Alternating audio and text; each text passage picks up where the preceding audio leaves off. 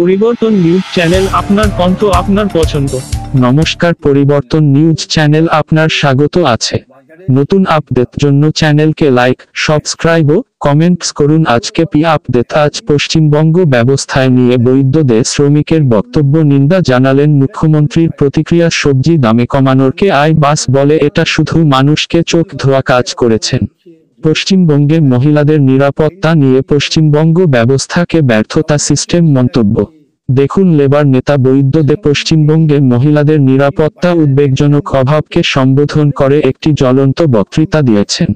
তিনি সবজির ক্রমবর্ধমান দামের বিষয়ে মুখ্যমন্ত্রীর অবস্থান গ্রহণ করার সাথে সাথে প্রতিবাদে যোগ দিন। এই অঞ্চলে পরিবর্তন এবং ন্যায়বিচারের পক্ষে একটি শক্তিশালী বার্তার জন্য আমাদের সাথে থাকুন।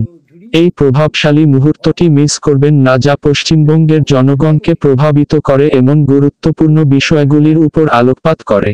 সরকার শ্রমিক শ্রেণীর জন্য পর্যাপ্ত সহায়তা দিতে ব্যর্থ হয়েছে। সবজির দাম আকাশচুম্বী হওয়ার সময় আমরা শেষ মেটাতে সংগ্রাম করছি। মুখ্যমন্ত্রীর বক্তব্য পশ্চিমবঙ্গের জনগণের মুখে চড়। আমরা অবিলম্বে এই সমস্যাগুলি সমাধানের জন্য জবাবদিহিতা এবং পদক্ষেপ দাবি করি।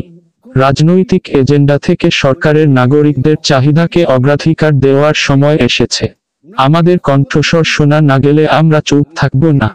আমরা পশ্চিমবঙ্গের সকল বাসিন্দাদের জন্য একটি উন্নত ভবিষ্যতের জন্য লড়াই চালিয়ে যাব। দেখার জন্য আপনাকে ধন্যবাদ। এই গুরুত্বপূর্ণ বিষয়ে আরো আপডেটের জন্য আমাদের চ্যানেলে সাবস্ক্রাইব করতে ভুলবেন না। দেখুন, মুখ্যমন্ত্রী যেটা বলছে, বাজারের সবজির দাম অ্যাকচুয়ালি তো মুখ্যমন্ত্রী বলে কথা না, অ্যাকচুয়ালি তৃণমূলের প্রতিটা নেতাকেই বলবো, কেউ কোনদিন বাজার করে না।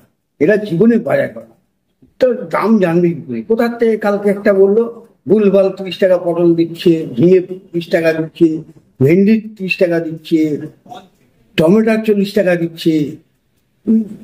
এসব সঙ্গে জ্ঞানী। উনি যদি বাজারের ব্যাগটা নিয়ে যেত তাহলে উনি বুঝতে পারতেন। মিথ্যে কথা বলছে 10 দিনে দাম কমবে। আরে 10 দিনে কিন্তু সবজি এমনি উঠবে, এমনি উঠলে দাম কমে যাবে। বাচ্চা বলে ন্যাকামো মারার কথা, আর কোনো কথা নয়। খেদে কাজ নেয়, খালি মিথ্যে কথা বলার একদম পুরো ঝুড়ি। এবং হকারটা কে বসেছে প্রতিটা জায়গায়? হকাররা যেখানে যেখানে নতুন নতুন দোকান বসছে, সেখানে তৃণমূলের নেতারা 50,000 টাকা নিচ্ছে। এবং থানা, এই ডালাসি থানাতে দেখুন, থানা 3,000 টাকা করে নেয় পার, মানে হকারদের কাছ দিয়ে 2,000 টাকা, কারোর কাছে 500 টাকা নিচ্ছে।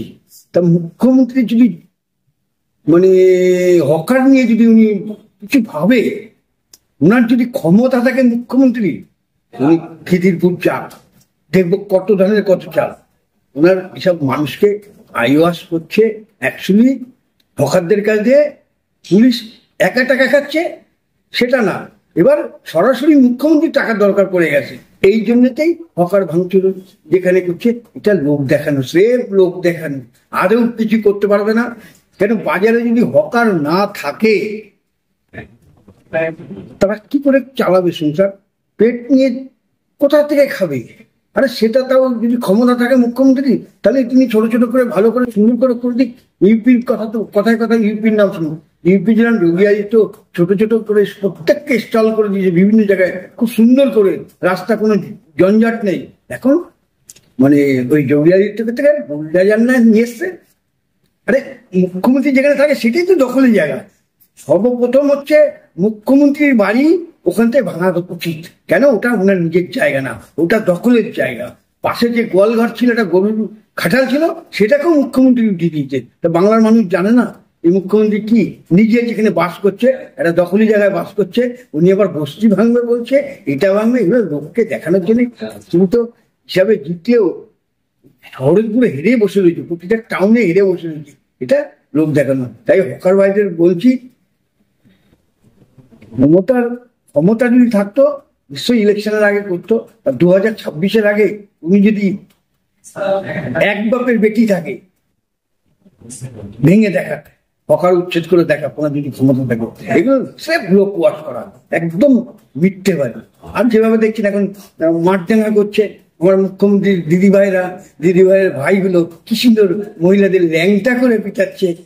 মুখ্যমন্ত্রী, তোমার এটাও দেখতে হচ্ছে, তুমি একটা মহিলা, তুমি একটা মুখ্যমন্ত্রী, সময় এখন করছো, একদিন এমন সময় আসবে তৃণমূলের নেতা দেখলেই, আমি ল্যাংটা করে মারতে বলবো না, তুমি যেরকম ল্যাংটা করে মারতে বলছো মহিলাকে, আমি সেটা মারতে পারবো না, আঁচলা বাস দিয়ে পিটাতে হবে।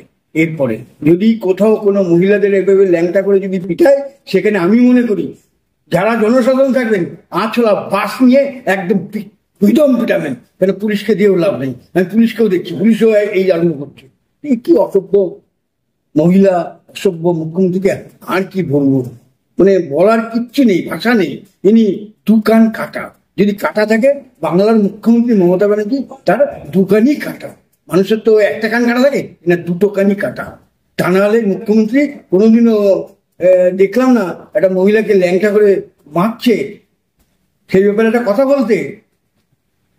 আজকে তুমি বিরোধী দলকে এইভাবে মারছো, কালকে যখন তোমার নেতাকে যখন এরকম ধরনের হবে, তাই বলছি যেখানে যেখানে মহিলাদের এরকম পিটাবে সেখানে তৃণমূলের নেতা দেখলে পিটানো দাম বাড়িয়ে নেব। এটাই হচ্ছে, যদি 50 টাকা পটল হয়, পটলটা 200 টাকা কিলো হোক। যেমন মুখ্যমন্ত্রী মমতা ব্যানার্জিকে ভোট দিয়েছে দেখ মজা, 1000 টাকা লক্ষ্মী ভান্ডার নিয়ে যা বাজার করতে যা, ভালো হয়েছে, আরো দাম বাড়ুক। অন্তপক্ষে লঙ্কা 150 টাকা না, লঙ্কা 300 টাকা কিলো হওয়া উচিত।